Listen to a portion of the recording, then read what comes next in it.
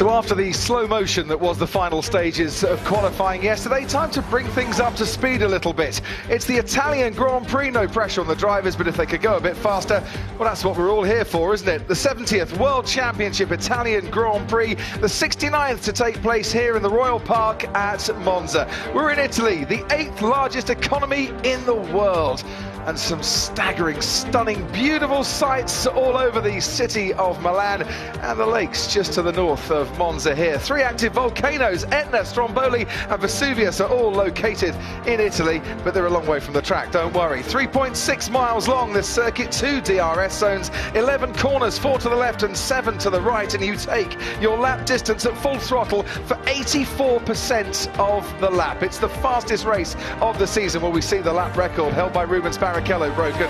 I wonder. Into turn 1 we go with Valteri Bottas and Max Verstappen last year. Bottas coming off second best, as did Sebastian Vettel. On the inside in the early stages against Lewis Hamilton, sent spinning round as the Ferrari of Kimi Raikkonen strode off into the lead.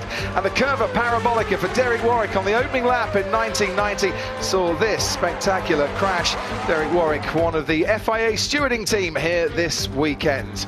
3 types of tyre compound. We have the C2, the C3 and the C4. It's the same tyres as we had in Australia, China, Bahrain, France, Austria, Germany and Hungary as well. And the medium tyre about 0.6 of a second slower. Here's the starting grid then. 21st pole for Ferrari at Monza and a 2nd pole in a week for Charles Leclerc. Lewis Hamilton on the front row here for the 9th time.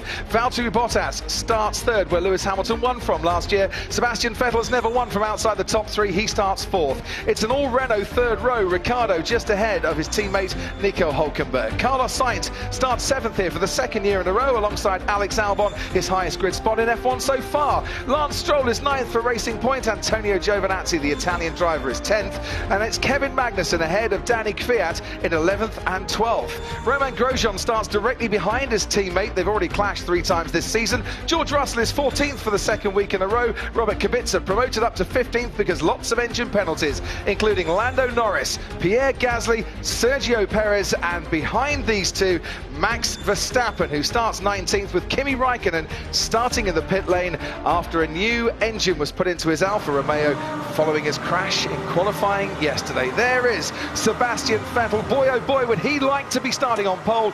That's his teammate this week. In between 2 Mercedes, Martin Brundle.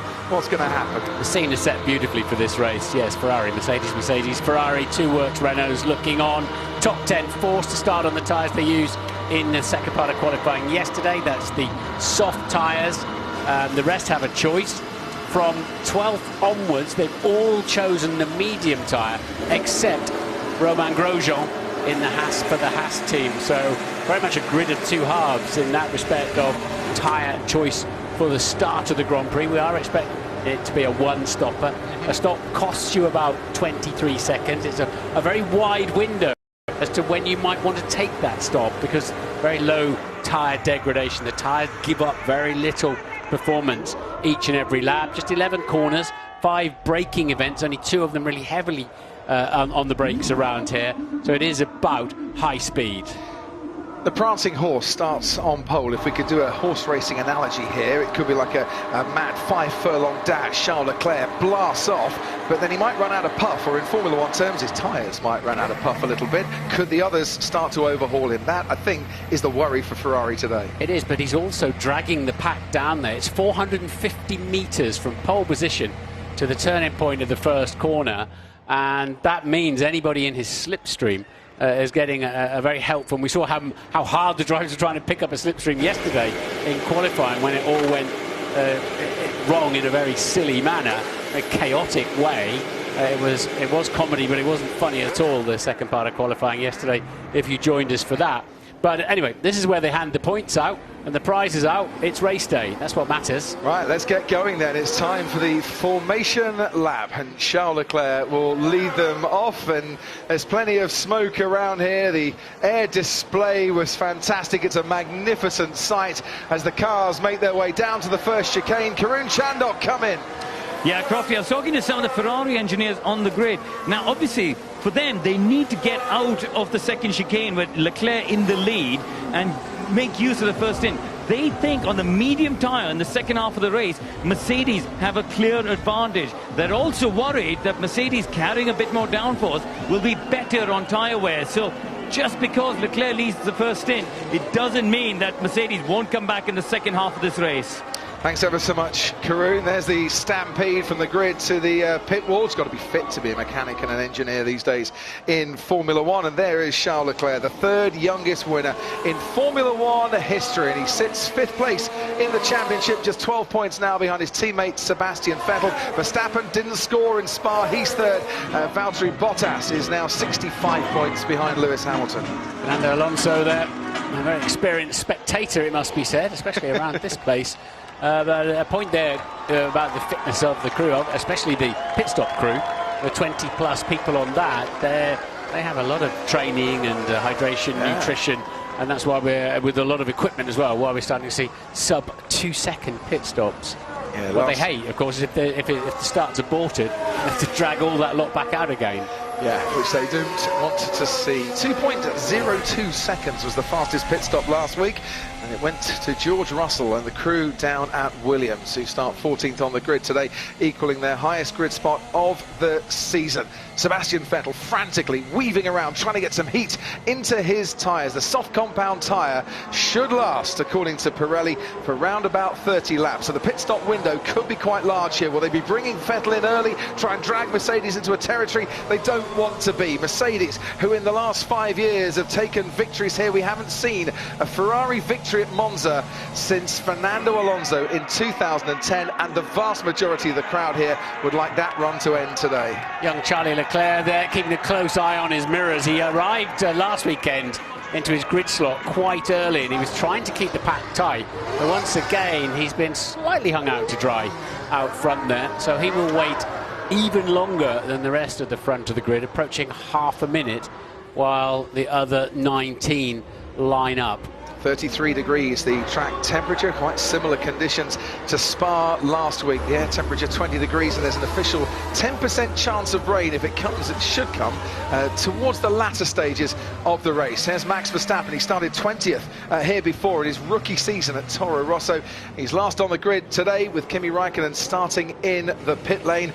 All eyes on him as he tries to make his way through the field. All eyes looking to the first chicane, 450 metres to that first braking point. It's a long dash to try and sort it all out. We're time for the Italian Grand Prix. It's lights out and away we go. Leclerc gets away well. Hamilton and Bottas now jockeying for position, and Hamilton coming alongside Charles Leclerc, with Bottas now with some free space. Sebastian Vettel behind him, Ricciardo on the outside of Hülkenberg. Leclerc goes into the first chicane ahead, and just ahead as well by a matter of inches, and the Mercedes gets a bit Verstappen at the back, I think. Verstappen in trouble at the back. Out braking himself and having to go through the chicane along with Sergio Perez as well. Broken front wing, I believe, if on the Red Bull that was at the back of the pack. Hamilton got a little bit pinched, but he's ahead of his teammate Valtteri Bottas. Is into the second chicane we go, and Nico Hülkenberg goes past Sebastian Vettel, the Renault, getting ahead of the Ferrari. That is bad news indeed for the home team. Yeah, we're pretty sure it is Verstappen at the back with a broken front wing. Great move there. Both Ferraris, I was looking out of the window, looking directly down on them, were quite slow away, but somehow Leclerc just about kept advantage, kept his head down into turn one. Into the Ascari chicane we go, and Charles Leclerc's got a decent lead, looking Carlos Sainz to have a go at Lance Stroll. Can't quite get past the racing point. The two Mercedes are in hot pursuit, as well as Daniel Ricciardo sets after Sebastian Vettel, his former teammate, and the long back straight now towards the Parabolica. Leclerc with a handy lead. Vettel is poised and ready to strike at Nico Hülkenberg. Ferrari desperately needed Vettel in amongst the Mercedes, not behind the Renault there.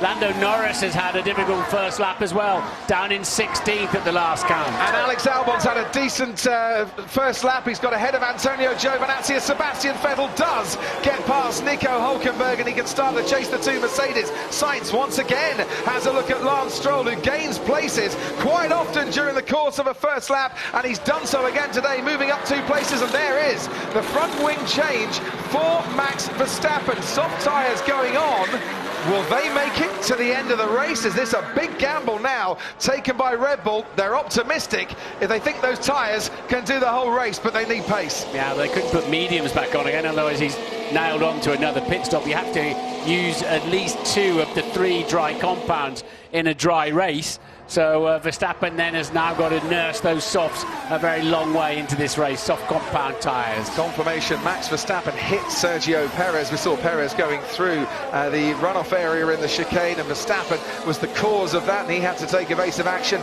as well. Alex Albon on the tail of Carlos Sainz. He dropped back a couple of places, then got ahead of Antonio Giovinazzi. Roman Grosjean's lost out on the first lap, down in 16th at the moment. His teammate Kevin Magnussen up in 11th for Haas as the long train of cars make their way down the back straight and towards the Parabolica. Albon is gaining on Carlos Sainz, and we saw him pull off some decent moves in Spa last week. Red Bull will be looking to see if that McLaren can be bypassed down the straight now. Robert Kubica is up in the 13th place. His teammate George Russell down into 15th. Looking back there, Albon gaining on Sainz, but is he gaining enough? Has a little look into the chicane. He's just a bit too far back, and the stewards are going to look at Kimi Räikkönen, Sergio Perez, Max Verstappen and Roman Grosjean for the turn 1 incidents and see if they need to take any action on it.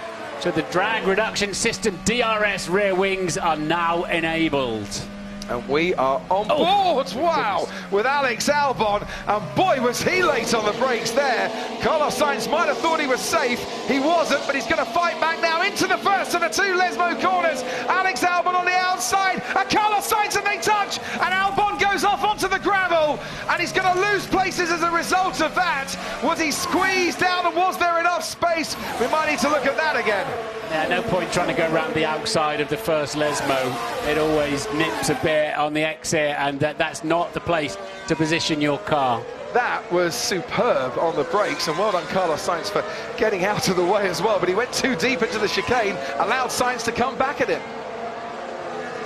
The trees there, Martin, just masking what we wanted to see as the helicopter cam picks up Alex Albon.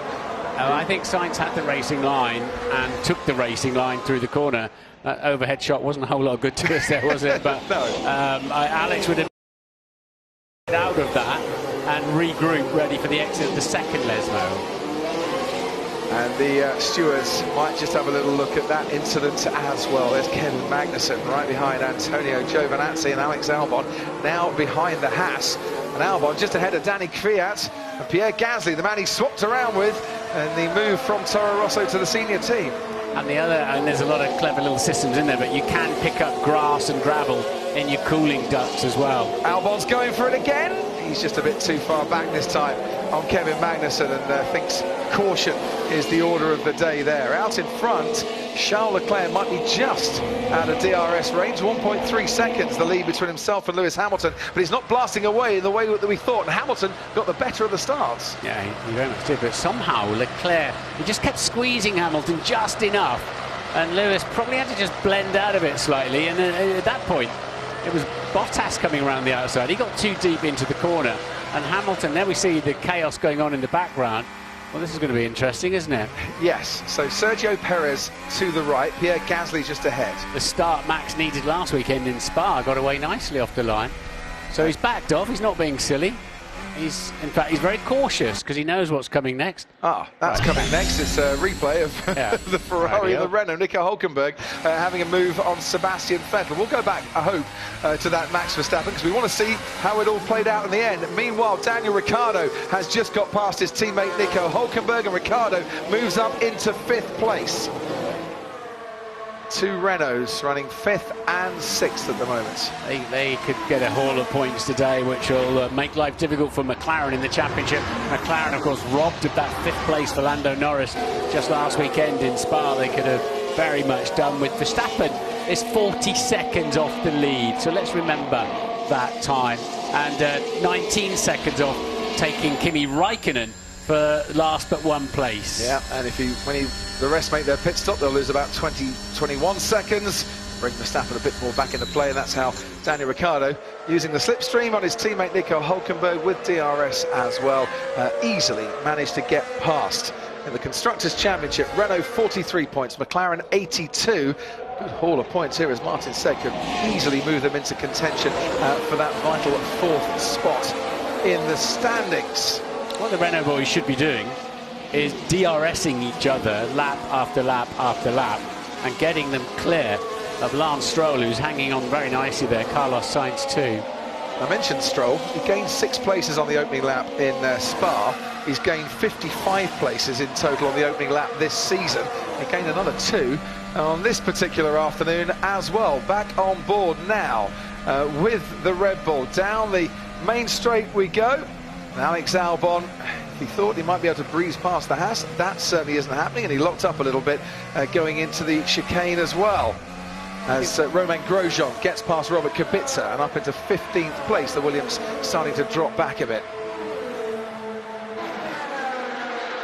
No investigation necessary, say the stewards, in the incident involving Alex Albon and Carlos Sainz. They've decided that's a racing incident, and here we are at the start once again. Pierre Gasly just ahead of Max Verstappen, as you said, Martin, was hanging back, being cautious. Yeah, Max was being extremely cautious, and then just suddenly, I think he got a whack.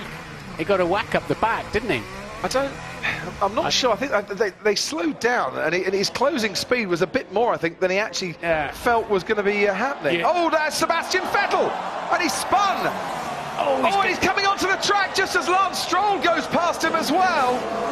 And there's anxious faces now on the look of the Tifosi. He must have hit Stroll, and Stroll now comes back onto the track, and Pierre Gasly in the Toro Rosso has to go wide, all down at the Ascari chicane.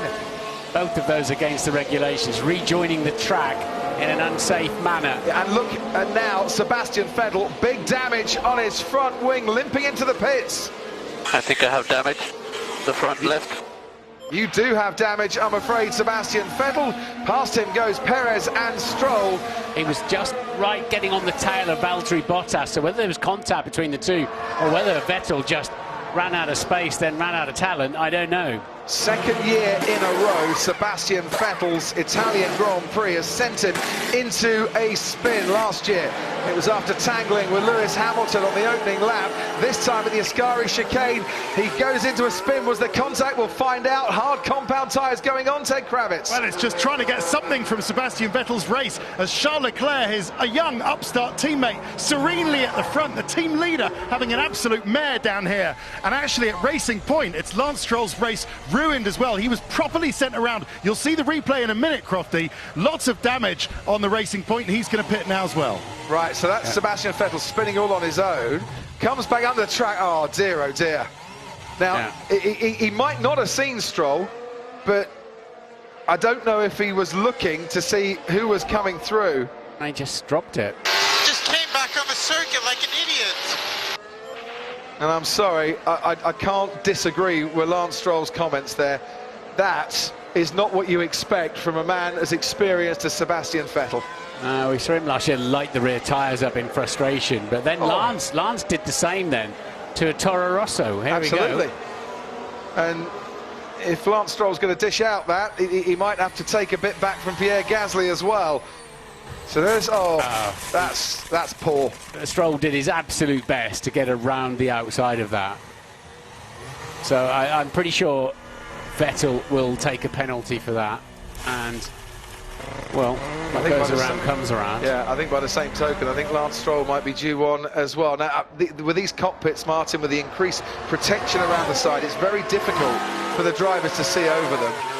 But the stewards are looking at Sebastian Vettel for returning to the track in an unsafe manner. Romain Grosjean has now pitted. The medium tyres go on for him, and he's back out with only with Sebastian Vettel just ahead of him. Grosjean's had a spin as well, and he continued on his way on the exit of the Ascari chicane. Verstappen 39.5 seconds off the lead. He's taken a half a second off out of the leader, but he's now getting towards the back of the pack. His progress will slow. Lewis Hamilton catching Charles Leclerc 2/10 on the last lap. So we see Lance Stroll going through, and that is how Romain Grosjean did it. Is it that tricky on the exit of the Ascari chicane there, where we saw Vettel a little bit earlier in this corner? Be a lot of gravel around there about now. put too much. You've got a lot of throttle on. You do ask a lot of the car laterally. Yeah. And you'll not spin there too often without smashing it into the barrier. And we can see now Alex Albon at the De La Roggia chicane, going for a move on Kevin Magnussen. Now he comes out ahead, but he's definitely missed the apex there. And he is still ahead of Kevin Magnussen with Danny Kvyat, the car now in between the pair of them. Terry Lewis was pushing it hard, wasn't he, on the exit of the second Lesmo there? Looks like he's struggling a little bit. He might be struggling a bit, but he's just pulled out a couple of tenths in the first sector, which means Hamilton's now not in DRS range. We should... sorry, Martin. Yeah, Leclerc's just 21 years old. We know how strong his head is. He's staying on the right-hand side down there, because it's their right, of course, because it's less bumpy. It can get very bumpy down the middle of that straight. That's why I think Leclerc, and also trying to break the toe, break the slipstream as well, that he's helpfully giving both Mercedes. Anthony, what can you tell us? Hamilton is saying that he's feeling good in the car, but he's managing the rear tyres, and that's why he's not really catching the leader at the moment. He's biding his time, he's looking after the rear tyres, but they have lost, interestingly, they've lost GPS tracking on his car. Oh. Well, we've got it up here in the commentary box.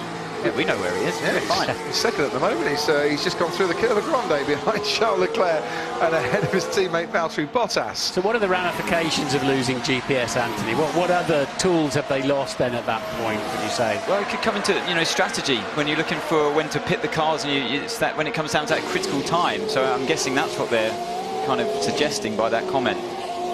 Robert Kubica is overtaken by his teammates George Russell. The Williams scrapping for 16th place, and the stewards have noted that Alex Albon missed the apex at the De La Roggia chicane when he got past Kevin Magnussen, who's now got Sergio Perez on his tail. Yeah, if they think that Albon effectively completed the overtake whilst off the track, they might ask him to give that place back, which will be quite a problem for him, because Perez is right in there as well, isn't he? Well, he's also got Danny Kvyat in between Albon and Magnussen now as well. Let's go down to Teddy Kravitz.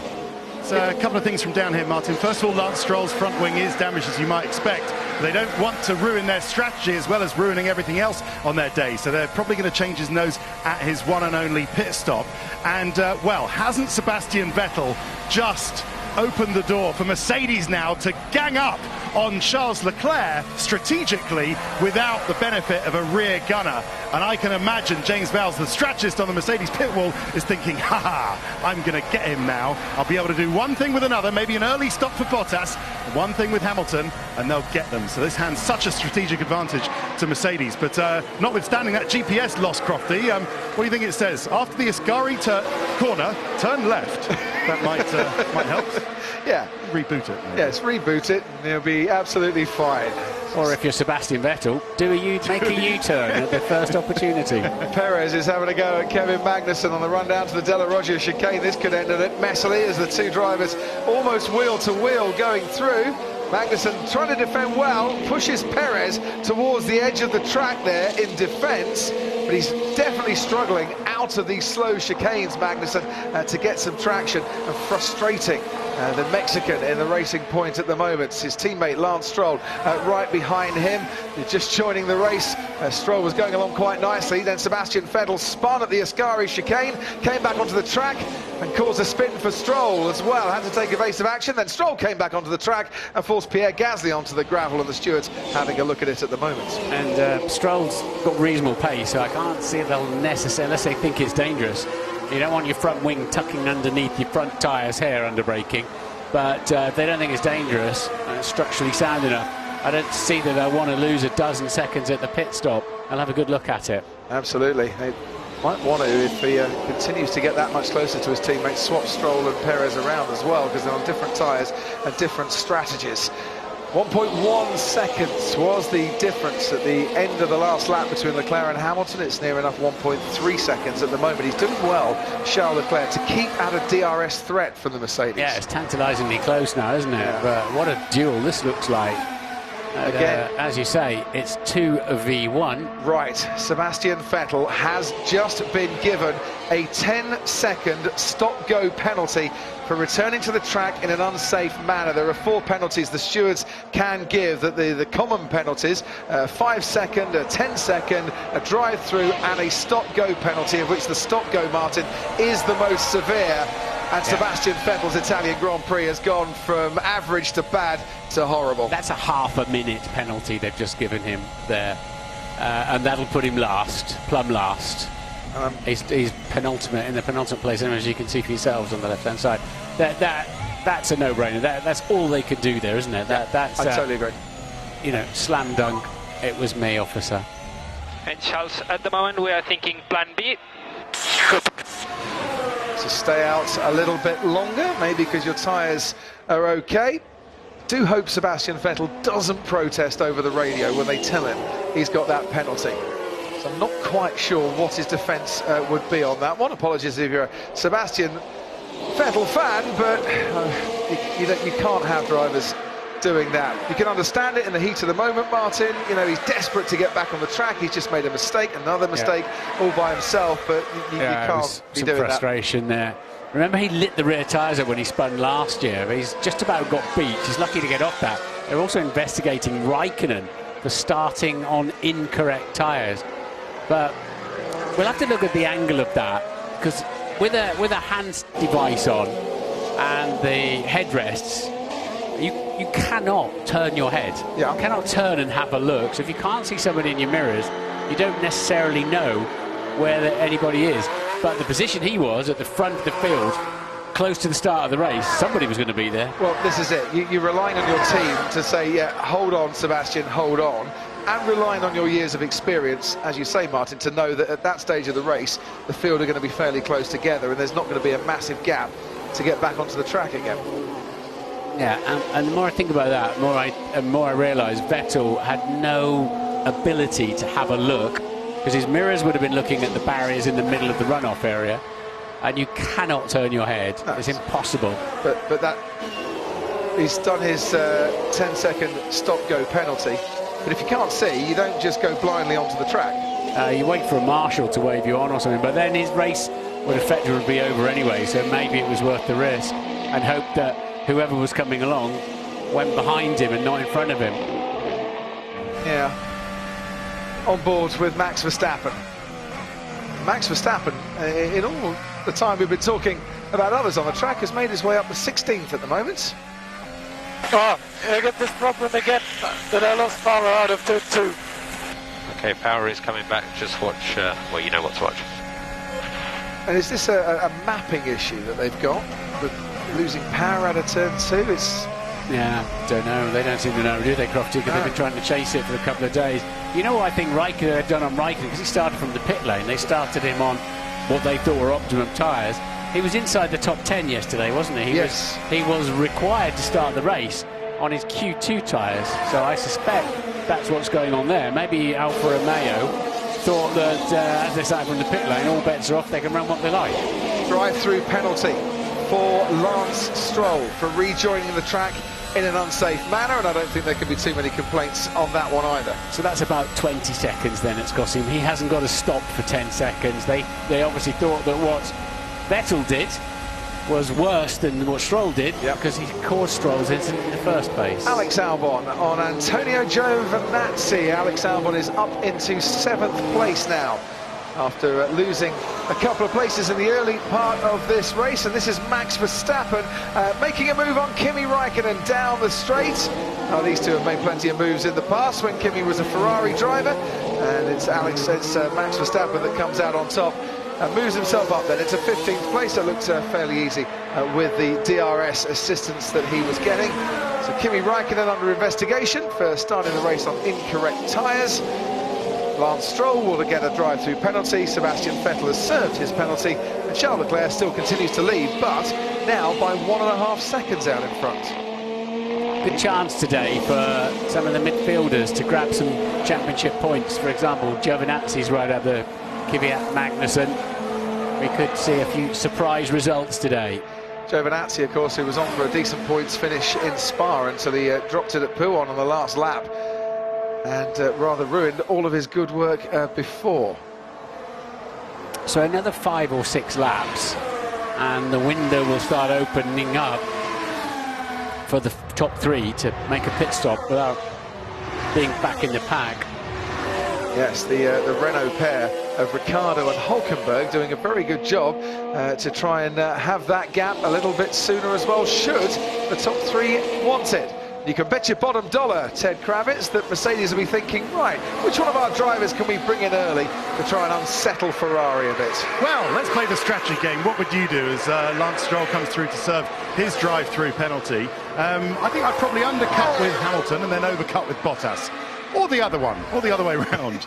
Both might actually Bottas is doing great lap times, isn't he? Just to be 1.7 seconds behind Hamilton. So Bottas has got speed there. Oh, we're just seeing a replay of why Lance Stroll got his drive-through penalty.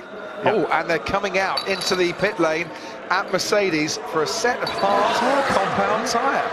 To go to the end, okay, so it's not great for an undercut. Just quickly on Max Verstappen, he could go to the end, but that tyre's only meant to do 30 laps. After that starts to overheat and go off, and he would have to do 50 laps on that to get to the end, more or less. Yes, he's now starting to, they're going back in at Mercedes. We've never seen this before, have we? I thought we were done with the engineer-led games after yesterday. No, they're back for a bit more. Yeah, you're not allowed to come out into the pit lane and risk your people unless you have a genuine intention of pitting at that time. He's quicker than us. He's quicker than us, did he say? Quicker than us, yeah. If Ferrari can manage and Leclerc can manage to win this one, it'll be quite some victory, wouldn't it? Because Mercedes can play any number of hands there behind him. I think Lewis Hamilton was a little bit faster than Charles Leclerc on that last lap, but down the main straight, Leclerc seems to have a much bigger speed advantage. And Mercedes need DRS, and they're not getting within range to do that at the moment. On board with Sergio Perez, running just outside the points at the moment in 11th. He's had a fairly eventful race. He's got Kevin Magnussen now in his sights. They're going to keep running Charles Leclerc, I think, a little bit longer than they first thought down at Ferrari. Plan B. You don't have to punish the transmissions coming out of these chicanes when they run wide on the curb. Somewhere like this also, second Lesmo putting maximum torque demand through it's obviously just rear-wheel drive, these cars. You can hear the whole oscillation in the transmission going on some, especially out of the second chicane. This is where they've been struggling for grip. Yeah, it's not flat, is it? It's not flat out through there. Flat out through the exit, but not through the middle. They're running such skinny wings, such little downforce. There is a crosswind through the Ascari chicane today, but only a metre 0.4 per second. Alex Albon has a penalty. If you remember his move on Kevin Magnussen, where he got ahead of Kevin Magnussen and then went off the track and stayed ahead of Kevin Magnussen, well, the steward said that gained a lasting advantage that you shouldn't really have had. So there's a 5-second penalty for Alex Albon, who hasn't pitted yet, and it means then, as there is the Red Bull of Max Verstappen making a move on Pierre Gasly, and Gasly didn't put up too much of a fight against his former teammate there, and Verstappen puts himself up into 13th. Means that Alex Albon will stay stationary for 5 seconds before they change his tyres at the next pit stop, and I'm not overly surprised by that penalty either. No, I'm not at all surprised. In fact, it's quite lenient in a way. Rears are dropping off, man. You cannot overcut him. Overcut him if he comes in. Lewis doesn't want to keep running longer, but no, sometimes often we've heard drivers having to give the place back, haven't we? But Albon is now 2 spots ahead of Magnussen. Yeah, that was the trouble from pretty much straight away, because Kevin Magnussen kind of had to back off as Albon rejoined the track, and then Danny Kvyat said, "Oh, thanks ever so much, I'll have that," and rather made it a little bit complicated just to do a little swap. We have live data powered by AWS, and it's saying that the pit window is open for those soft compound tyre runners on a one-stop strategy, Ted Kravitz. It means that you can go from soft to medium. So any earlier, you'd have to put the hard tyre on. That's why we saw the Mercedes guys out in the pit lane with that hard tyre, with the white stripe, which is as hard as concrete round here. It's pretty hard for this track. But from now on, from 19 to 29, pit window is open. Don't go making cups of tea, anybody. This is where it's about to get interesting. Yeah, and looking at the way Leclerc's Ferrari was moving on the exit of second Lesmo, they had to really scoop it up from an armful of oversteer, the back sliding. It looks to me like the Ferrari is getting ready to have a new set of tyres. If the question is, have we had enough penalties for this race, the answer is obviously not. Kimi Raikkonen now has a 10-second stop-go penalty for starting the race on incorrect tyres, and I'm rather inclined to agree with you here, Martin. He got through to Q3 yesterday and normally would start on the same set of tyres. He said his fastest time in Q2 on. Hamilton pits. Rear tyres. Rear tyres. Yes. Rear tyres I got. Right, so Ferrari, they say the rear tyres are going. They're trying the undercut here at Mercedes, and Mercedes have been very, very good at predicting Ferrari's tyre life in recent races. So, I don't know when he called in to say rear tyres. We saw it down at second Lesmo, didn't we? And now I think this is going to give Lewis Hamilton a great chance of taking the lead of this Grand Prix. It's a decent stop as well by the Mercedes crew. He comes out just ahead of Carlos Sainz. So to go back to Kimi Raikkonen, he should have started on the soft compound tyre, but because he started from the pit lane, they decided at Alpha to put him on the medium compound, and obviously thought they could do that because he was now starting from the pit lane. They've made a load of changes. Might be the regulations say, no, you've still got to start on that set of soft compound tyres. Whoa, you don't want to be doing that, Lewis. You've got to get those tyres to the end of the Grand Prix. Big lock up there as he's pushing on his outlap. It shows how hard he's pushing, it really does. 25-second gap to the leader, Charles Leclerc. His last lap was a 1:25.2. I wonder how much slower he might go on this particular lap as Kimi Raikkonen serves his 10-second stop-go penalty, and away he goes. 10.5 seconds. He was stationary for, and Kimi rejoins the race right at the rear. Now, here's the moment in the race, Crofty. It is. Leclerc comes in. Where's Lewis Hamilton? Heading down the back straight towards the parabolica. Hard compound tyres go on, not the mediums, down at Ferrari. Hamilton's going through the parabolica now. 80 kilometres an hour. Charles Leclerc and his Ferrari trundles down the pit lane. Lewis Hamilton crosses the line to complete his lap. He's at full pace as the Renault of Ricciardo, and then Hulkenberg goes through, and there is Lewis Hamilton, and they have just got out ahead down at Ferrari, but Hamilton on medium compound tyre against the hard compound tyre of Leclerc might just have an advantage on this lap. Hamilton's tyres are warmed up, Leclerc's are cold and getting warmer, but when do they get up to the optimum temperature? That is what Charles Leclerc is hoping will happen very soon. So Lewis will be much more confident in the braking zones. He's up to speed on these fresh tyres. Fuel load always coming down, of course, as the laps unravel. But good work there from Ferrari. They've a completely different concept of how to run this race. They've gone on to the hard tyre. Lewis Hamilton will be in DRS range when they next go through the activation zone. This is a clear indication that Ferrari don't think those mediums are going to last long enough to get to the end of the race, and they've got to go for something a bit more sturdy, and Mercedes think that they can go on the mediums, and it might just make sure they're okay. If Mercedes are wrong, Leclerc, if he gets overtaken, could come back at the end of the race. And Lewis Hamilton is going to get DRS down the pit straight. So Leclerc needs his batteries fully charged and ready to defend with them. Here we go then. Lewis Hamilton in hot pursuit of Charles Leclerc, and look how he's gaining out of the parabolica, and now the DRS will open wide for Lewis Hamilton. Ahead of them is Nico Hulkenberg. The race leader was Charles Leclerc. He's been ahead of Lewis Hamilton all the way through, and he stays ahead going into the chicane. Leclerc getting a handy slipstream there from the Renault, just what he needed. But it's for position, of course, in the race. Hulkenberg is ahead of Leclerc and Hamilton at the moment because he hasn't pit stopped, so he doesn't have to get out of the way at all. Both Renaults running inside the top three. Bottas leads from Daniel Ricciardo and Nico Hulkenberg. Then comes Charles Leclerc and Lewis Hamilton, and that could be the battle for the eventual race winner that we're seeing here. That's not discounting out Bottas at all. The overcut might just work, you never know. Onwards towards the Ascari chicane we go, and Charles Leclerc has got DRS, so because Lewis he's now pushing hard. Leclerc now. This could play in our hands, so keep pushing hard.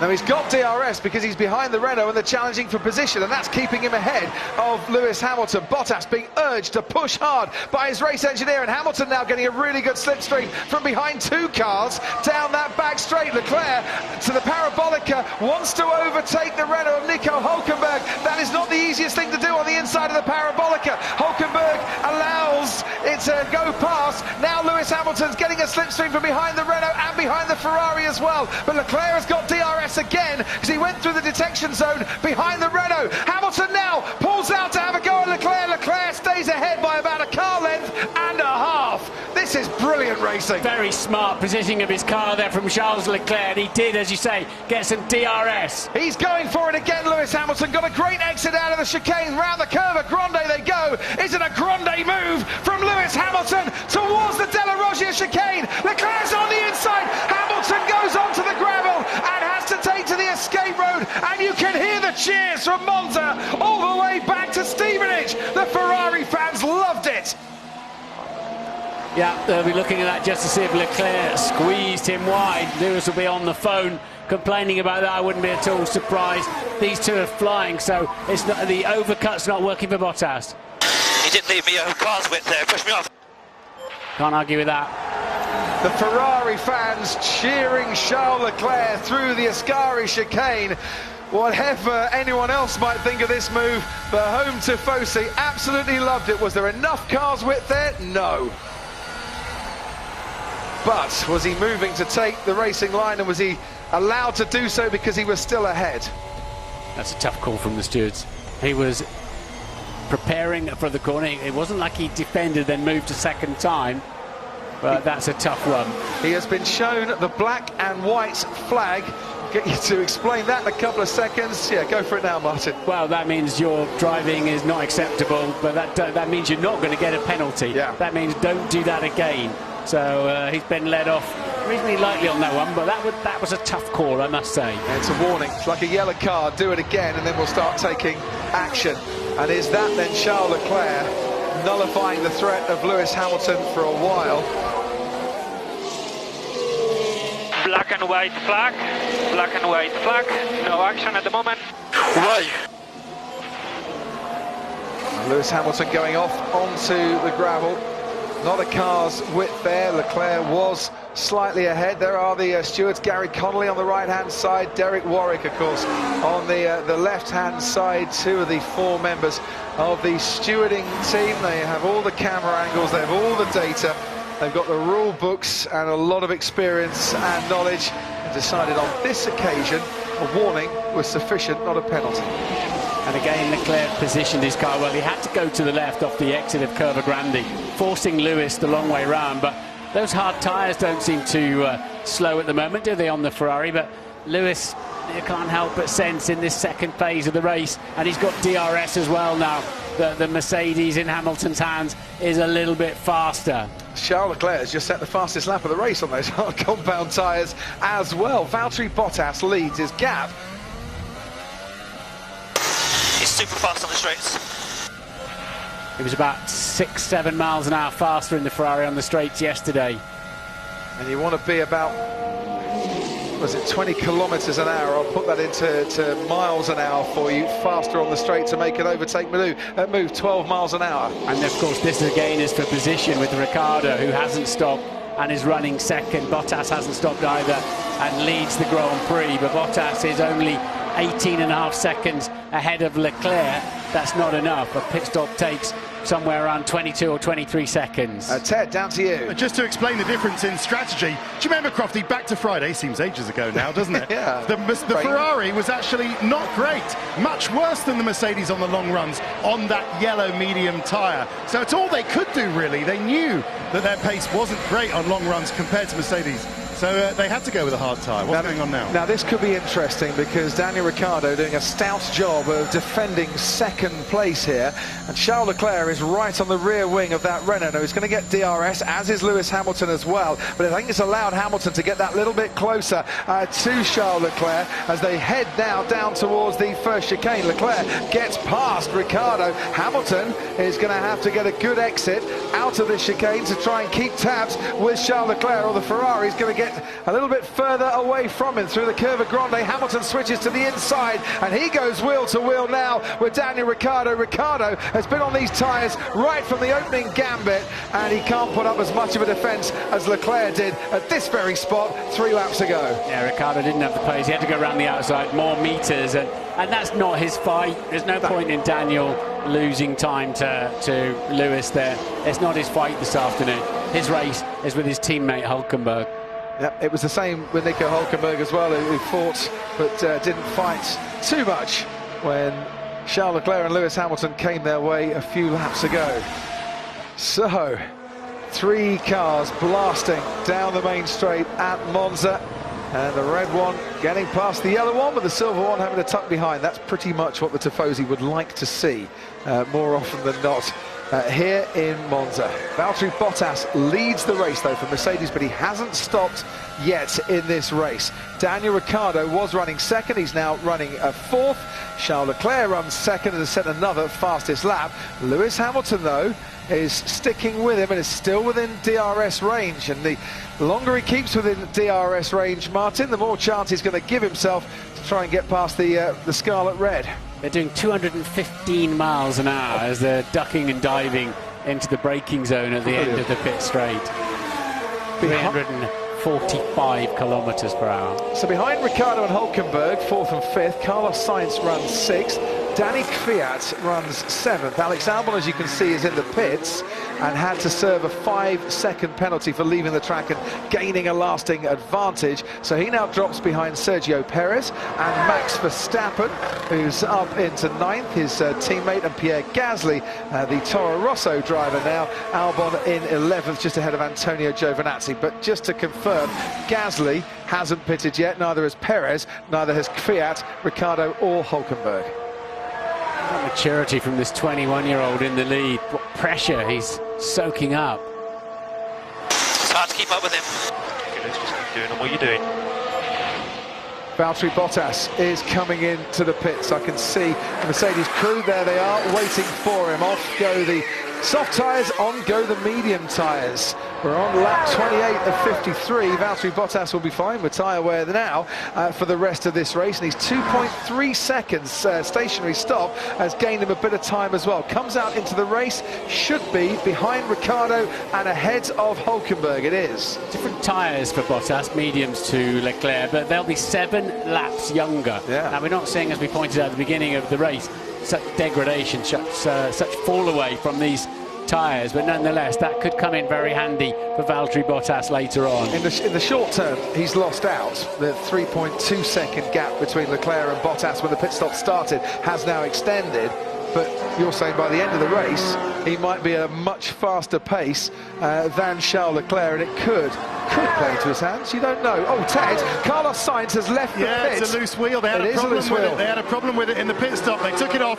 put it on, took it off again, and then put it on again. And that is such a shame. That's a race retirement. They have to stop, otherwise they would have been disqualified for Carlos Sainz. And he was in a fight. Let's see if there's a safety car. Everyone getting ready down here. He was in a fight with Nico Hulkenberg for P6, P5, P6. Let's let Hulkenberg off the hook on that one.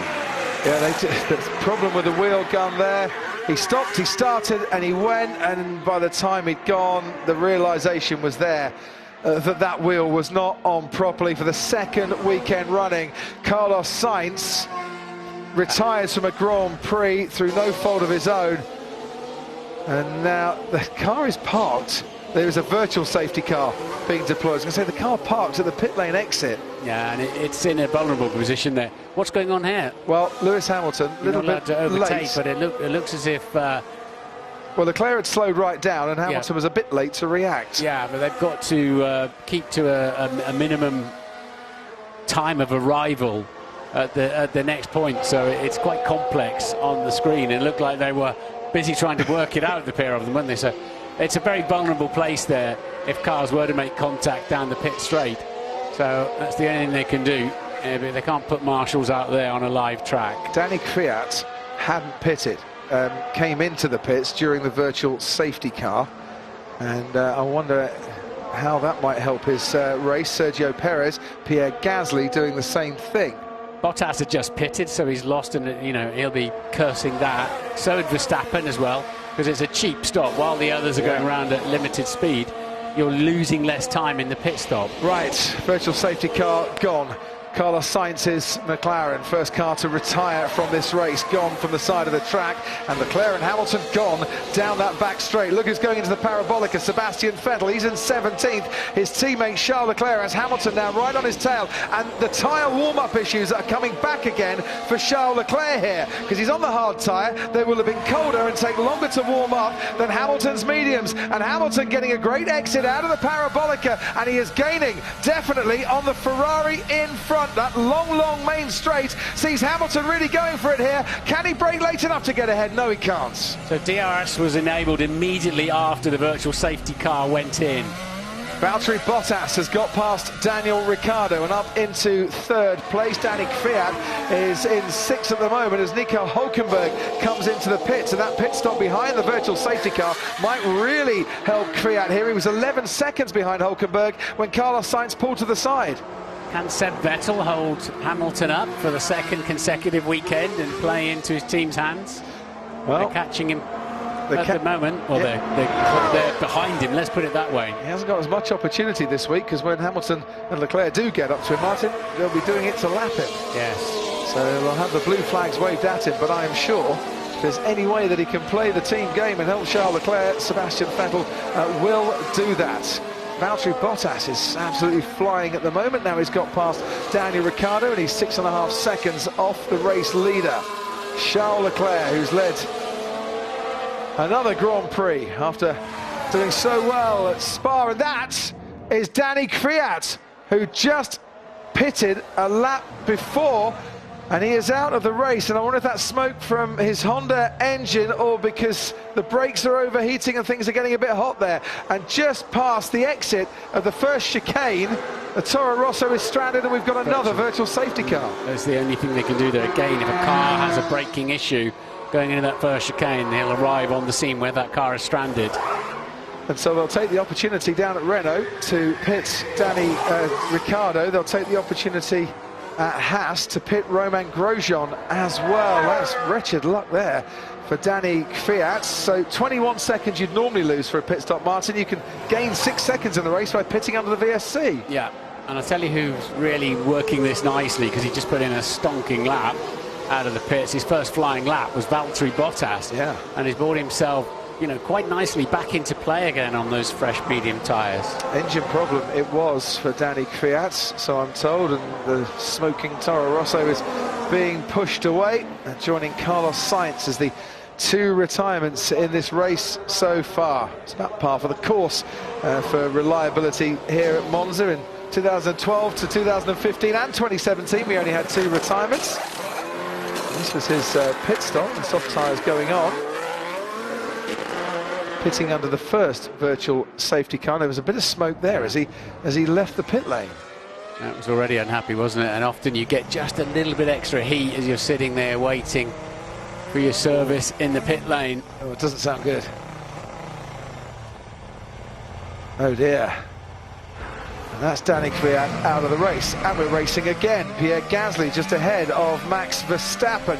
It's the battle for 11th place. Lando Norris, the car, just ahead of them. Charles Leclerc has got Lewis Hamilton right on his tail again as they head towards the first chicane.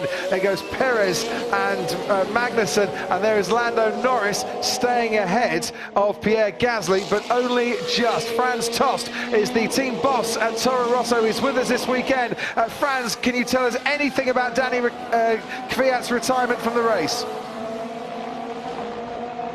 As it looks like, it's an oil leak, but we don't know more details. Such a shame, because he was in a really handy position there to score some good points.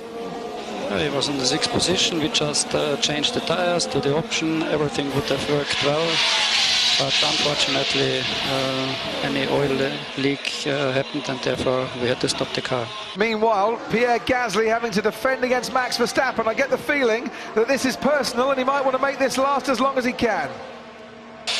Yeah, Max Verstappen is not a problem. He should overtake the cars in front of him. I think he's going to do that. Thanks ever so much indeed, Franz. Might not be the Toro Rosso problem, but Pierre Gasly still going wheel to wheel with Max Verstappen here. Verstappen not streaking ahead, he's got the inside line, and Pierre left it there for him into the chicane. Verstappen up into 11th place. You could see the drag kick in there, he just couldn't gather any further speed. Hamilton ever closer then with the DRS, and Leclerc desperately trying to break that toe. Now you can see him harvesting electrical energy into the battery when those rear lights flash. It's to give the driver behind a warning that the driver in front of you is still full throttle, but the car will slow as they're harvesting power. It's not a barbecue in the background, that's still the smoke coming from the Toro Rosso as Leclerc heads on down to the De La Roggia chicane. Sebastian Vettel behind the Williams of George Russell. Vettel will be getting blue flag shortly to let the leaders through. What kind of games is he going to play, prepared to play, able to play in this fight between Leclerc and Hamilton? Just going to compound what has been a really bad afternoon for Sebastian Vettel. 5. He's been already, look, there we go again. So that's the second one he's been through. He's got to get out of the way. Now he's got to... He gets out of the way very well for both. Yeah. No, he's not prepared to play. No, gets out of the way very well indeed for both. Very quickly down to 10. Been keeping my eyes on the lap times. You can't take your eyes off them. Oh, down to 0.4 of a second. Hamilton's just gaining. He's still got life in these medium tyres, hasn't he? Still got life with them. Won't last forever though. Has to get the job. If it is going to get done, has to get the job done soon. It's half a second. It is half a second between Leclerc and Hamilton, and this is the closest Hamilton's been to Charles Leclerc to have a go into the first chicane. He's already tried once to get past the Ferrari. It didn't end well for the Mercedes. Is he going to have a go down into the first chicane? No, he's not. Arriving very late on the scene, Sebastian Vettel outbrakes himself, and the Williams of George Russell might just get past the Ferrari on the exit of that chicane as we go through the Curva Grande once again. Leclerc ahead of Hamilton, Russell tucked in behind Sebastian Vettel. That's a scrap for 14th. This is the scrap for the lead, and Leclerc is holding on to it. What a nightmare race Sebastian Vettel's having. What struck me there was how well the Ferrari released, how well it took off on the exit of Parabolica and his straight line speed. That looked pretty handy to me. He got such good traction. I need more power, man.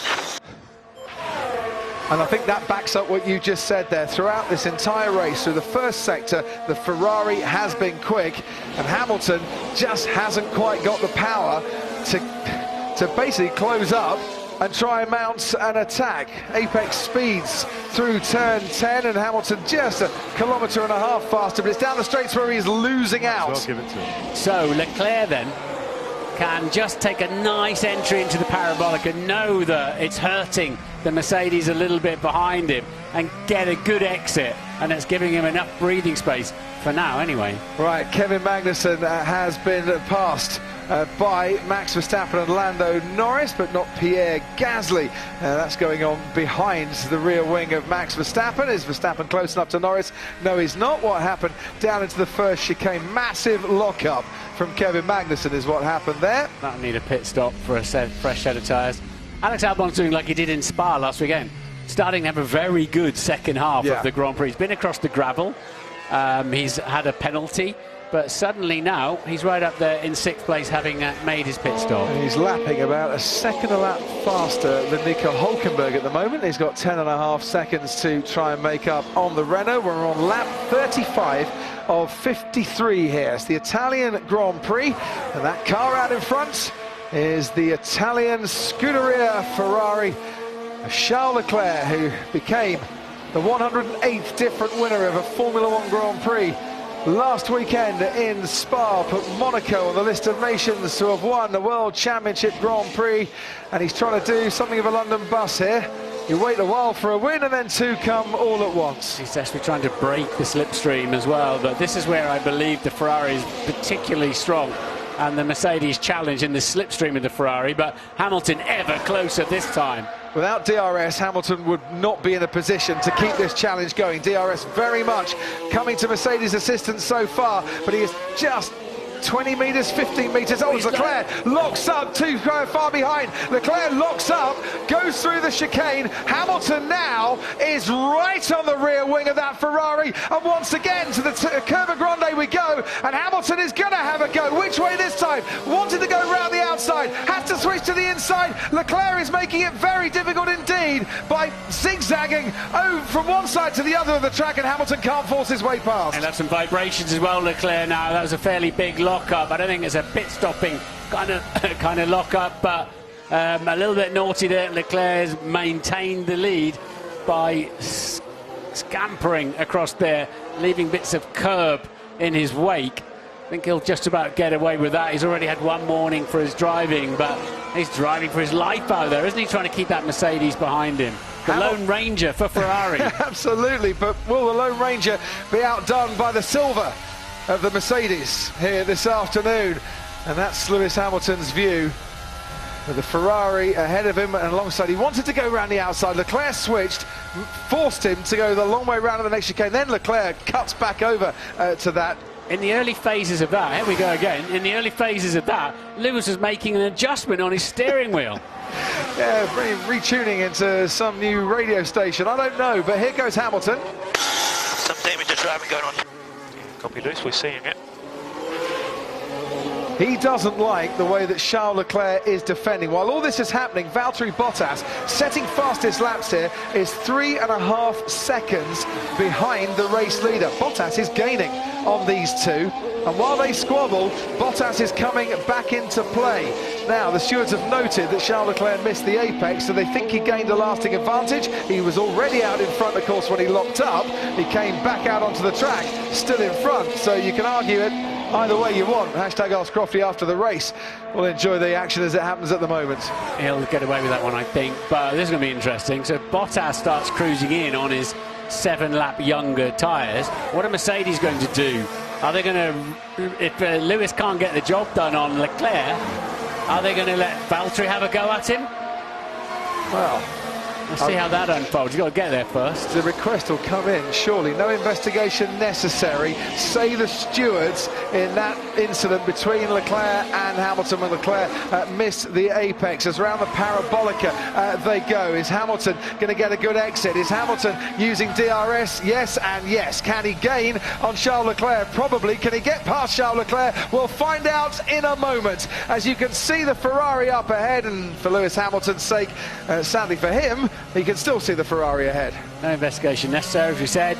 So, as long as Leclerc gets off the exit of parabolic and uses his straight line speed advantage, he's got Hamilton covered. What he mustn't do is make mistakes. Hamilton just needs to keep putting the pressure on, and I hope that he can force Leclerc into another mistake. Striking distance, Valtteri Bottas to Lewis Hamilton in 4 laps. Will Bottas be asking to come past? Surely he will. And to race control.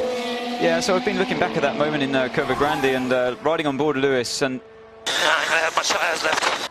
Just keep that pressure on Lewis. You're forcing him into errors. yeah, so I was going to report that as well, that he's just starting to run out of tyres. He has to make it work soon, and Leclerc just there runs a little bit wide in the Ascari chicane. This might give Lewis a bit more of a chance down into parabolic of that Ferrari being so quick in a straight line and staying behind it, so this could be a chance now. Yeah, he is gaining once again. Mercedes won't care too much if Hamilton's losing tyre life, because if Bottas can then pick up the baton, they can still put Leclerc under pressure. They want to win as a team, of course. Either driver, I'm sure, will do for them. But once again, Leclerc's got the better car off parabolic, and Lewis in the turbulent air is struggling. He then can't make enough up with DRS, but he's and closer. Slipstream. He's closer this time around, Hamilton. It's how they now exit from this chicane. It is indeed, but Leclerc's error at Ascari put them in touch. But as soon as Lewis gets right on the gearbox of that Ferrari, he's hurting in the critical parabolica corner. And once again, Valtteri Bottas with a much faster lap than the first and second car here, and he's now 2.7 seconds behind his teammate Lewis Hamilton.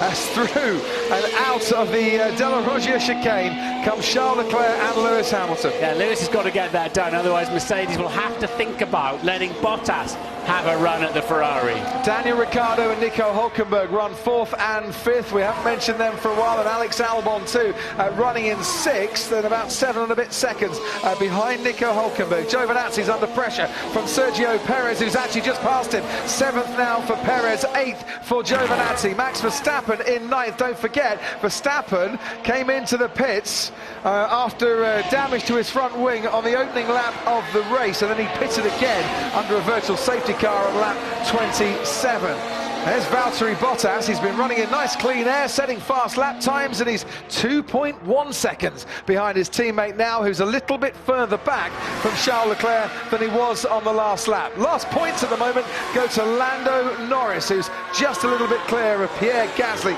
with Lance Stroll trying to get back at those two as well. 3 laps now, the striking distance for Bottas on Hamilton. Now, once again, then, Leclerc's got to be fault-free, and he's got it covered against Hamilton at the moment.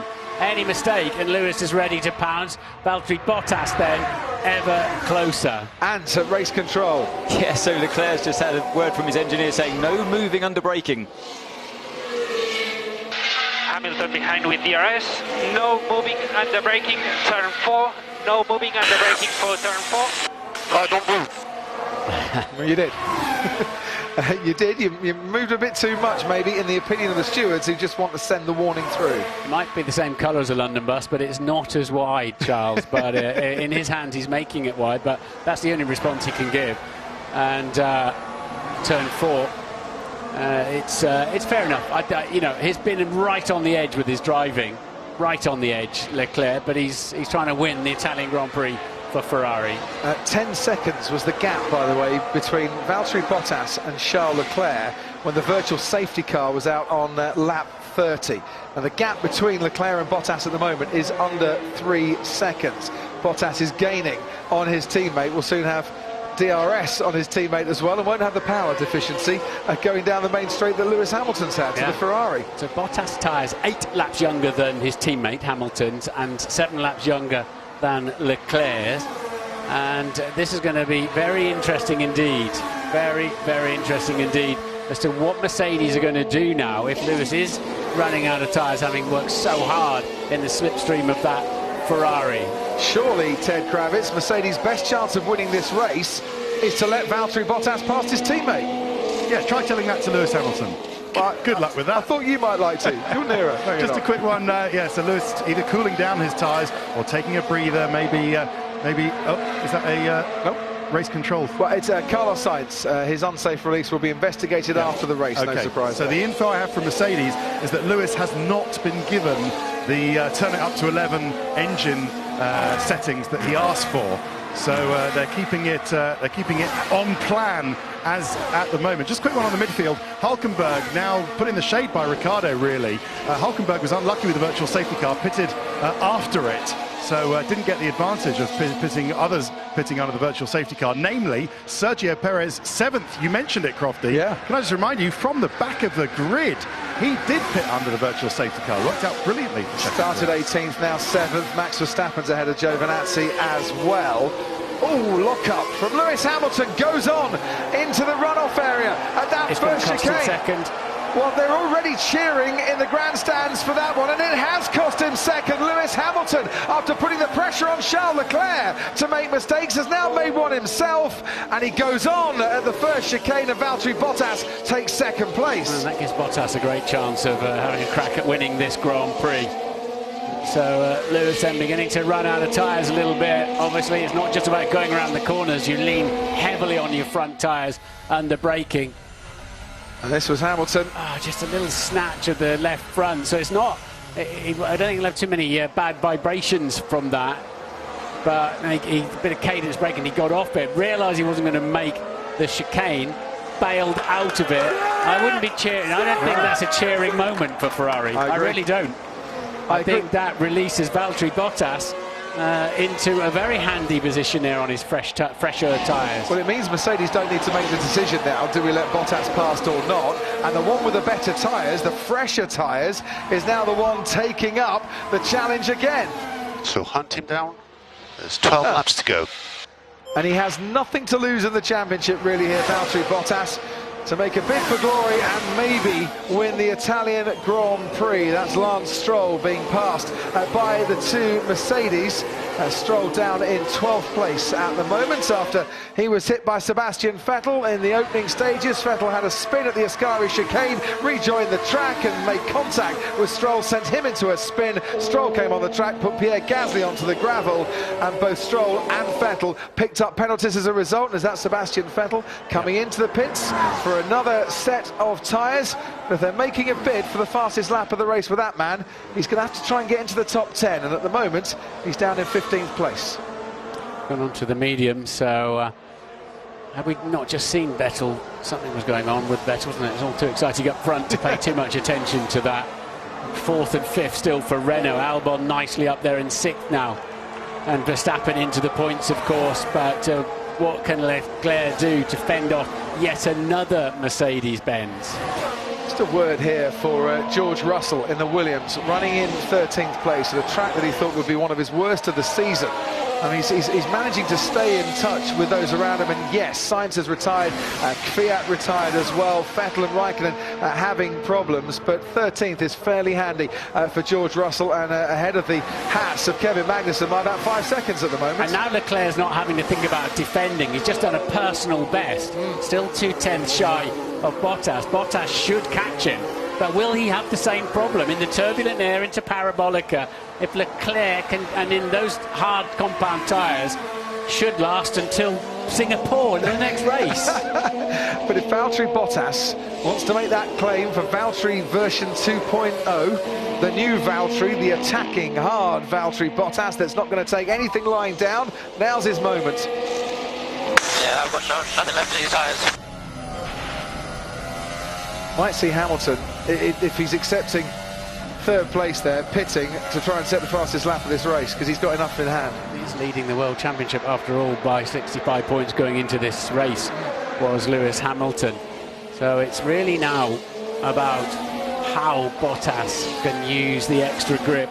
Has he got the speed? Has he got the confidence? Can he do anything down the pit straight with a better exit? Can he put Leclerc under ever more pressure? I mean, I don't know if Charles Leclerc knows what the word pressure means, frankly. He's coped with it very, very well indeed this afternoon. We are on lap 44 of 53. Make that lap 45 of 53. Valtteri Bottas is gaining, Martin, but he's running out of laps here, and he might need to find half a second in the next 3 laps to get the DRS assistance and then to really start to make a challenge. You're on the podium asking interviews, or down in Parc Ferme asking interviews today, aren't you? I'm terrified. I've got to walk through a tunnel to get there, and I'm going to miss the moment, aren't I? If there is one. Well, I'll keep the noise level up, and hopefully you can hear me over the Tifosi, who are ready to celebrate here. Charles Leclerc on the verge of a 2nd win, and what a win that would be for Ferrari at their home track. Valtteri leaving plenty of space to the outside of the track there on turn into the 2nd chicane. Like he's got lots of grip. Whether he's wringing its neck quite hard enough at the moment is another matter. Sergio Perez. We are looking at options. Your pit window behind is clear. For a World Championship point for fastest lap. You could be right on that one. Max Verstappen has gained on Sergio Perez. He is right on Sergio Perez's tail now in the battle for 7th place. Blisters on the right front there. On the inside, the tyres lean in at 3.5 degrees. So that's why the inside of the tyre takes the most punishment. And Lewis's front tyres looking particularly nasty there. And Bottas is now within DRS range. Joe, getting very, very close to it. As Kevin Magnussen retires from the race, joins Danny Kvyat and Carlos Sainz in retiring early. Down to you, Ted. It is an option for Mercedes pit Hamilton. Put a used set of soft tyres on. It's more or less the only set he's got left, unless he wants to put a new set of hard tyres on. But just bear in mind, Leclerc's shown that, you know, he's no angel today. He's prepared to do anything to keep the lead. If Lewis did pit, and then him and Leclerc and Bottas did have a little ding-dong, Lewis would want to be in the precinct to take advantage, wouldn't he? Coming out of the first chicane there. Come on, Valtteri, this is your win. Coming out of the first chicane, as Ted was updating us, the back end of the Ferrari was moving and complaining a bit under traction. Yeah. I think Bottas got a great chance of winning this race. Riccardo Mosconi, his race engineer, says, come on Valtteri, this is your win. Well, see what Valtteri Bottas has got now. What's the crowd worth in terms of pace here for Charles Leclerc? They have been roaring him on to victory from the opening lap here. He's surviving so much pressure from Lewis Hamilton and now the Mercedes of Valtteri Bottas. And on this lap, he's about 1.7 seconds clear of Bottas. He's actually pulled out a little bit. And the laps keep ticking over and the clock is running down, and Bottas is not in a position to challenge at the moment. He's 1.5 seconds back. He was in DRS range, but he lost, Martin, half a second in that final sector. He's starting to get into the turbulent air of the Ferrari as well now, though, isn't he? Absolutely. Nico Rosberg is a man that knows what it's like to chase a Ferrari and a Mercedes, or even stay ahead of them. World champion, of course, in 2016. Nico, can Valtteri Bottas do this, or is your money on Charles Leclerc? Well, Valtteri just did a mistake in the Ascari corner, so he lost half a second there in the worst possible moment. Somehow I have the feeling that he's just not quite quick enough today to really put the same kind of pressure on Leclerc as Hamilton was managing to do. And what have you made of Charles Leclerc in this race? Such an experienced head, it seems, on such young shoulders. To have the pressure of Lewis Hamilton behind you for the whole race, so close, is probably the ultimate test. And especially here at the home race in a Ferrari, so really huge respect for now for what Leclerc is doing out there, and of course he would deserve the win today as well. Absolutely. Thanks ever so much, Nico. We'll hear more from you after this race. Martin Brundle's raced down to interview the top three. Anthony Davidson's raced up from Sky Race Control to join me in the commentary box here. Has Bottas's moment gone? I fear it might have done, Crofty. Yeah. He had the pace. He was catching 0.3 a lap every lap. He's taken a cool-down lap, but now gone for the fastest lap of the race. That last lap from Leclerc, well, the lap before, he had the pace still in that Ferrari, but I think what we're seeing here is the ebb and flow of how they're harvesting the energy. Right, but also at Mercedes, Lewis Hamilton, as Ted was saying, hasn't been able to turn the engine up to 11 to go for that ultimate mode. How worried are they going to be about the vulnerability of these engines, given what we saw in Spa with a new spec blowing up? I don't know, that's for them to answer, but it's, you know, obviously it's you want to give it everything. When you can have a sniff of a chance of victory, you've always got to give it everything. I think what Lewis was saying was, I need a bit more power in terms of that electrical boost, you know, that electric power that they can harvest through the lap and stop the turbo from giving energy to the battery and propel you down the straight instead. So they're managing their energy systems. I was listening on race control all the time to their radios, and that's been going on an awful lot. Change this mode, change that mode, recovery here, recovery there, you know, give me more deployment on X part of the circuit. That's it's a huge game that they're playing behind the cockpit whilst travelling at almost 300 miles an hour at points. And as we watch the leading two, the games still continue. For 7th at the moment, Verstappen right on Perez's tail, only half a second between those two. And Alex Albon is now under 2 seconds behind Nico Hülkenberg as he chases down the Renault, and Valtteri Bottas sets another new fastest lap of the race. 1:23.1 on that last lap. Bottas, though, has gained a couple of tenths on Charles Leclerc, but Leclerc now starts down that main straight to extend his advantage again. It's like one big giant high-speed accordion, pulling out and then concertinaing back in. I think for a while, because Valtteri's on that medium tyre, for a while they were fresher, so he had the speed, but now what you're seeing is the longevity of the harder tyres start to kick in favour of Charles Leclerc. And he's had to survive a couple of virtual safety cars where the tyres cooled down as well. He's done it superb. Your driver of the day at the moment, nearly a third of you thinking it's Charles Leclerc, and to be honest, that doesn't surprise me at all. Verstappen, don't discount what Verstappen's done today, moving from the 19th on the grid all the way up to 8th, and he's still giving Sergio Perez a bit of a headache between now and the checkered flag as he tries for 7th. Daniel Ricciardo currently running in 4th, which will be his first top 5 finish since he went to the Renault team. And Renault, with Nico Hülkenberg finishing 5th as it stands at the moment, will definitely celebrate a very good afternoon here at Monza.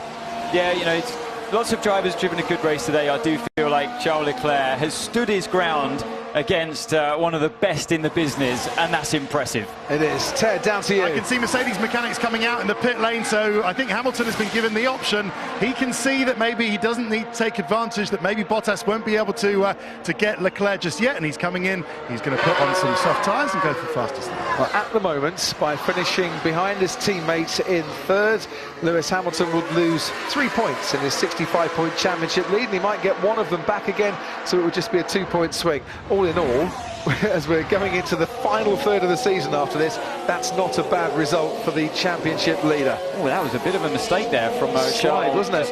Yeah, sliding the rear of the car into turn 5 there. And it's little moments like that, Crofty, when you're behind the wheel, say that hard charging Valtteri Bottas at this stage, you see moments like that and you think, a chink in the armour, and you put your foot down and try a bit harder. You think, if he's pressured there, maybe I can pressure him again. He's got the DRS this time on the run up the hill. On the team radio, every single lap into here, they're reminding Charles the distance behind the car, the car behind.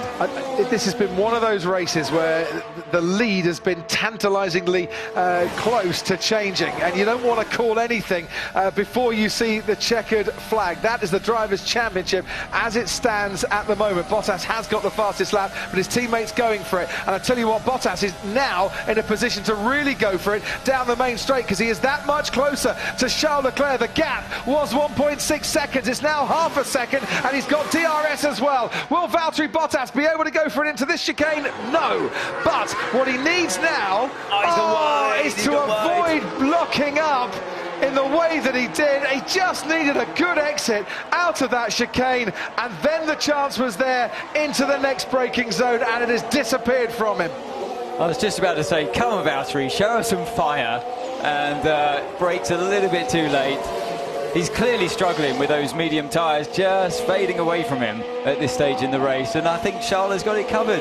That was Valtteri Bottas's potential opportunity. It's not easy to stop a car from 215 miles an hour to about 80 miles an hour in the space of 100 metres, and there you can see. And this would have been, don't forget, his first time really braking in the tricky zone where you're in the turbulent air of the car in front, and I think that's how a lot of people were feeling at that stage as you see that chance slip away. But look, you have to give it to Charles, really. He's driven a phenomenal race, and he's got the crowd behind him. I mean, you can look see at them cheering already.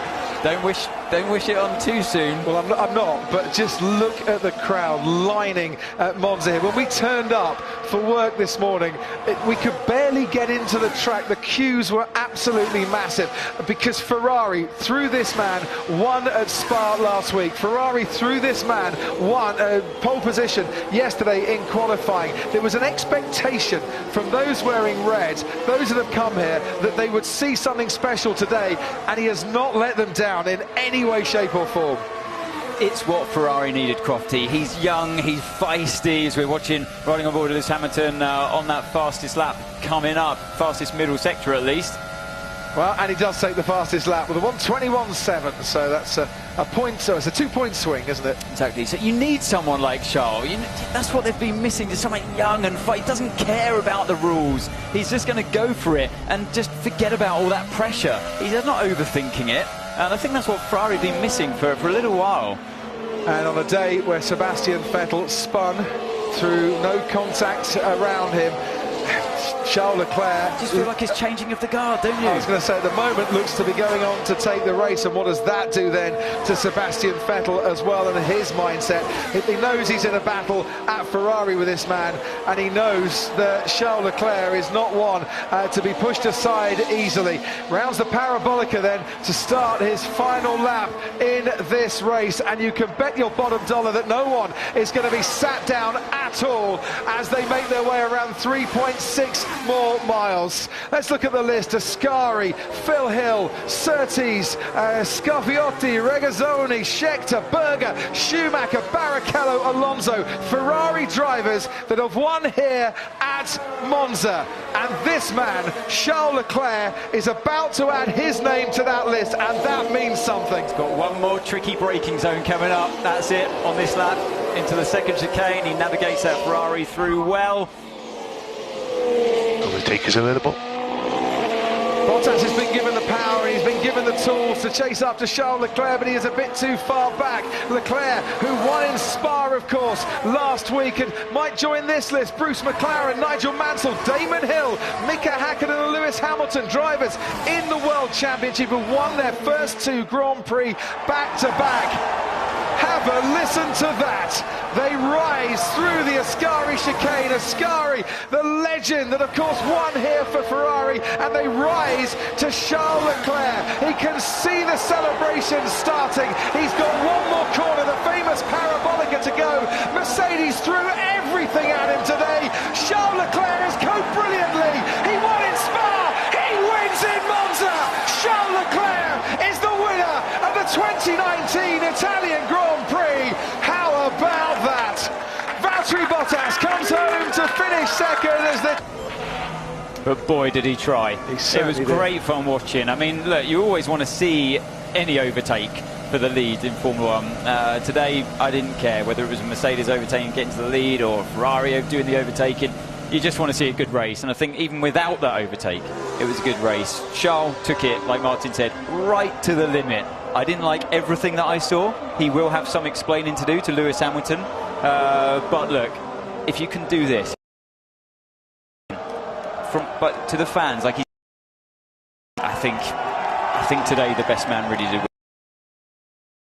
The passion for Formula 1 here in Italy and for Ferrari as well. It doesn't hide the fact that these celebrations should have come earlier in the season through no fault of his own. He was denied victory, of course, in Bahrain, but better late than never, eh?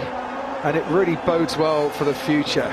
And I think, look, as of Spa last weekend, Mercedes are on damage limitation, and Ferrari needed to do what they did there and here. And if you're Sebastian Vettel watching on, I mean, you'd be happy for your team, but it must hurt. He's not watching. He is not watching. He's actually bent over putting his steering wheel back in, and that's probably quite good for him as Charles Leclerc comes in. As I say, Renault 65 points in the Constructors' Championship. McLaren in 4th now, 83 points. They scored with Lando Norris today.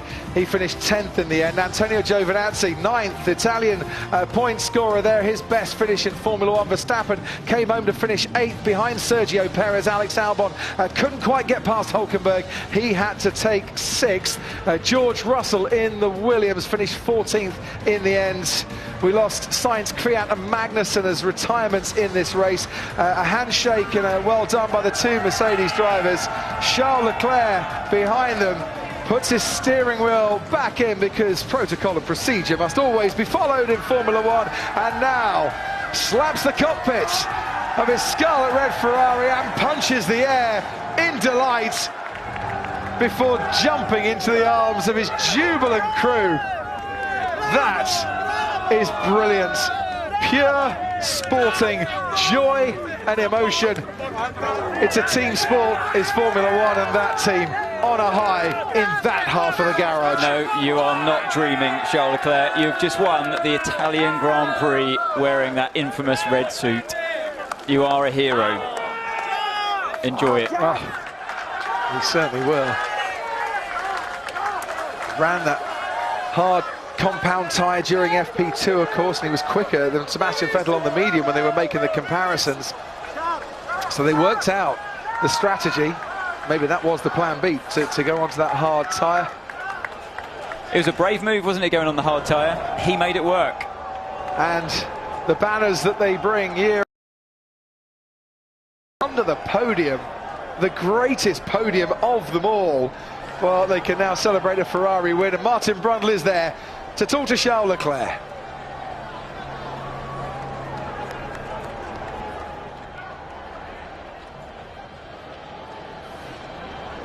Oh my goodness, Charles, what a brilliant drive. That will go down in Ferrari legend. Fantastic, well done.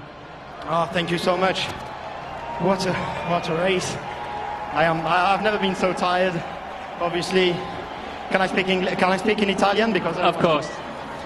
Sì, è stata una gara difficilissima, perché ovviamente mi teneva tanto per me di far bene qua, per il team, per tutti I tifosi, e vincere qua è solamente lo era già settimana scorsa per la prima vittoria, ma penso che in termini di emozioni, vincere qua e 10 volte di più, dunque grazie a tutti e non c'ho parole. Mercedes-Benz, the great Mercedes-Benz team threw everything at you, 2 against 1, and you didn't succumb to the pressure. Yeah, I did few mistakes, but at the end I finished first, so yeah, very happy with this, but I need to be careful with the mistakes, but obviously none of them were made me lost position today. Well done, brilliant race. Valteri, the fresh tyres at the end look quite good, but not quite enough to pass young Charles. Yeah, I think we had a good strategy with me, and yeah, I could go pretty long in the first stint, and that opened up some opportunities at the end. But I'm gutted, you know, I was trying everything I could to get him, and there was no way past. So always when I was getting close enough, I started to have front locking because of the lack of downforce, and they're so quick in the straights as well. But I tried. I think it's the best we could do today. He was very strong off Parabolica the last corner, wasn't he? And then down the straight, so difficult to overtake. Yeah, it was really difficult for sure. Trying everything we could with the engine modes and everything, but not quite enough. But yeah, we move on. Third consecutive podium here. Maybe not the place you wanted to be. Thank you very much, Valtteri. Lewis, battle that was, got a bit fruity in places. Fruity? Right, a little bit close. His elbows were coming out here and there. What would be your word? Yeah, it was great. You know, he did a great job. Congratulations to Ferrari and to Charles. He did a great job. A lot of pressure from both Valtteri and I.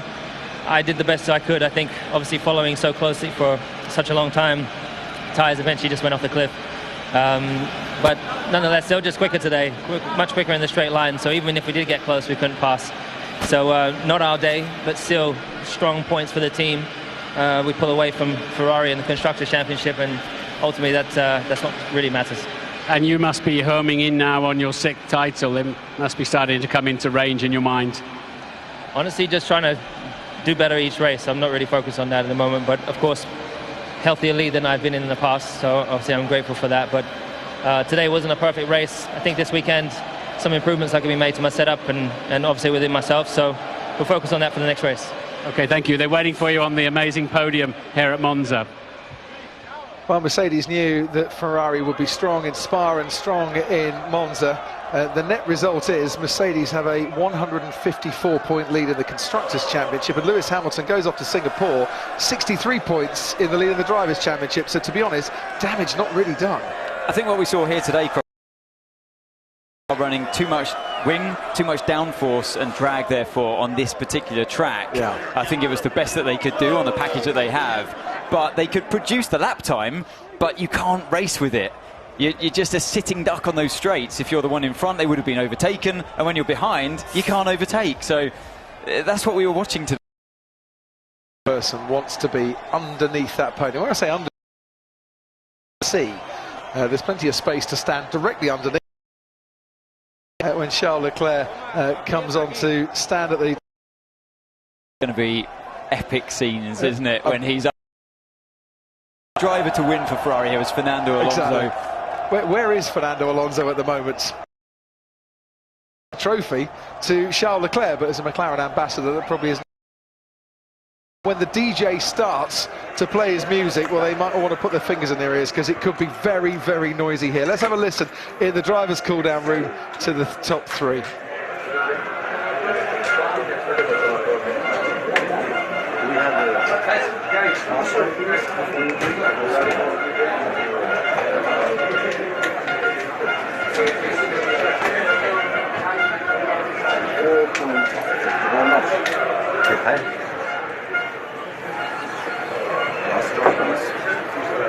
You were way down.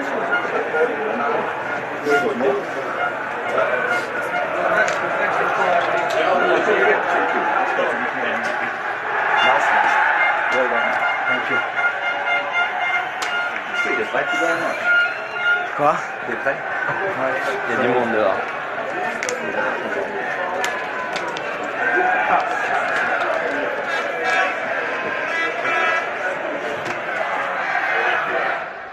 I did suggest that Fernando Alonso might like to present the trophy. I've just been... Thank you very much, Charlotte at McLaren.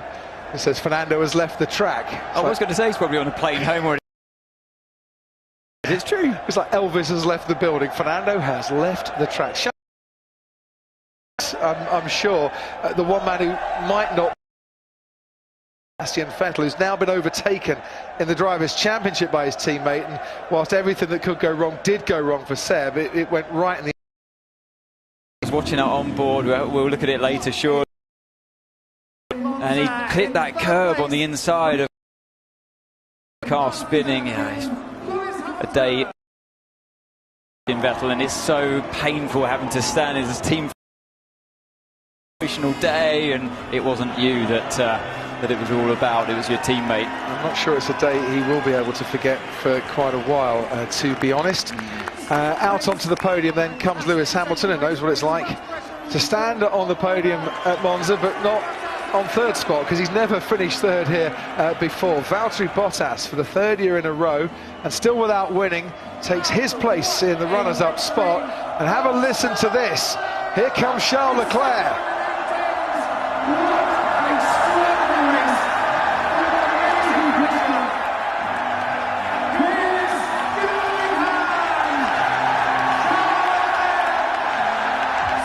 The race winner, and for in 7 days, possibly the happiest national anthem combination we've ever heard in Formula One, the Monegasque and the Italian national anthem.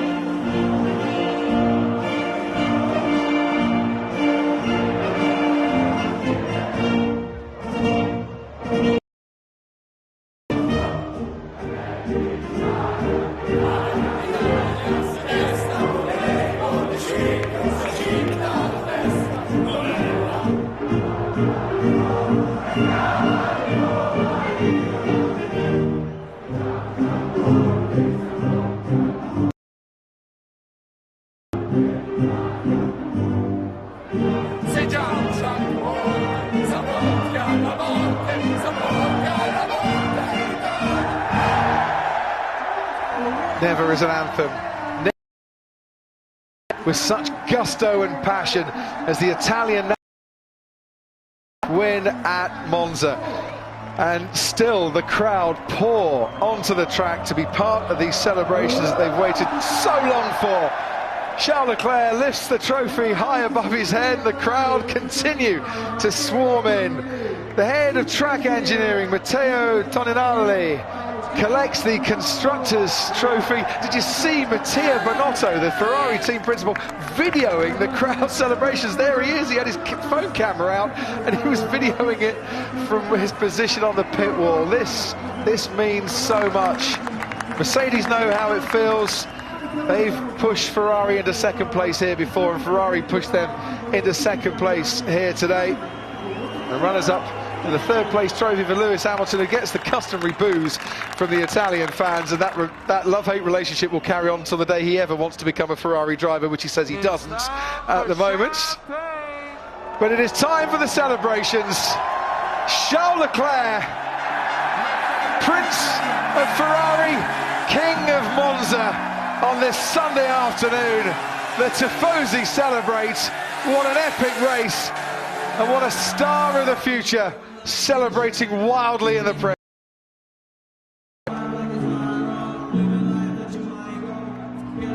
Brilliant scene with Charles Leclerc and Ferrari's resurgence. We might see them again one day as well. I'm sure we will, but this was the race they had, and he did. He didn't let the fans down. He stood his ground in a car that maybe wasn't the fastest in lap time, but certainly the fastest down the straights, and he used his defence tactics well, took it right to the limits. I'm really happy for the kid. He deserves it. Kid, maybe this is the day that he became a man. I don't know. But Charles Leclerc, well done. What a brilliant Italian Grand Prix. It's the finest rendition of them that I've ever heard. Amazing scene. Finest in sport when a Ferrari. That is the reaction you get. Just look at that main straight, a sea of red, the prancing horse flags. And they have a new hero in the form of Charles Leclerc, who backs up his win with Spa, where one celebrate after the tragic loss of Antoine. Stifled celebration back a week ago, but here you could just see the outpouring. Incredible stuff from brave drive to Mercedes. Everything they had at him, but he through a couple of moves we'll have a look at that maybe, I don't know, some of you the decision zone, no further action taken by the stewards. It doesn't take anything away from it. It was an epic drive and a coming of age drive, you think, here in front of his home fans. England are fighting to save the Ashes right now, day 5 from Old Trafford on Sky Sports The Ashes. Next up for us, we're back into the flyaways, and we'll be live from the Singapore Grand Prix in a fortnight's time. Wow, we've had our fair share, Paul, of drama so far this season in Formula One, but that one is another that will be etched into the memory, and certainly in Charles for the rest of his life.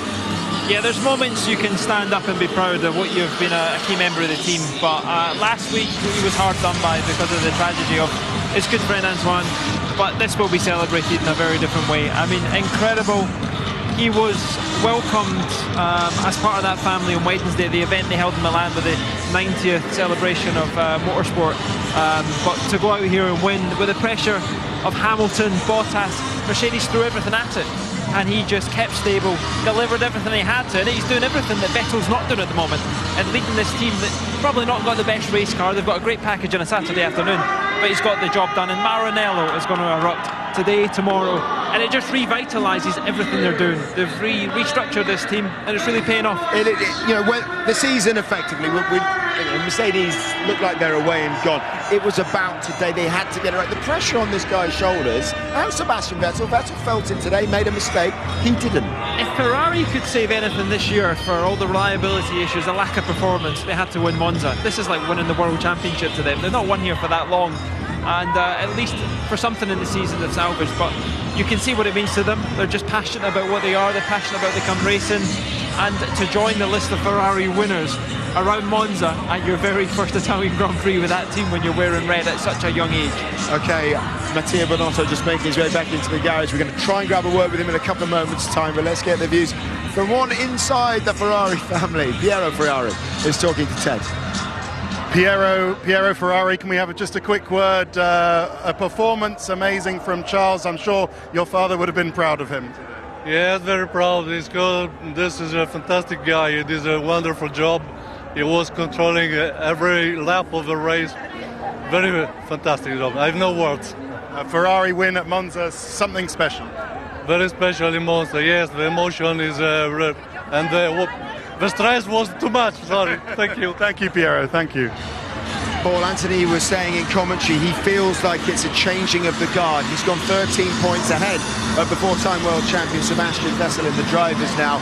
Do you feel like it's a new dawn, do you think, for the Scuderia? This is the guy to take them forward. When you see the reaction that some of these guys get, and what we're talking pre-race, as soon as a team starts to back one driver, and they're going to back Charles at the moment, they're going to think everything he's doing right, every bit of information he's given them is going to help them for next year. That's hard to get on top of, and Sebastian's had it very easy having Kimi for the last few years, but Charles has come in here, he had a bit of a shaky start, made a few mistakes, but when you can do a race like that every consecutive lap, yes, he made some mistakes, yes, he was lucky to get away with that, with a warning, with Hamilton pushed him on the grass up at the second chicane. He's still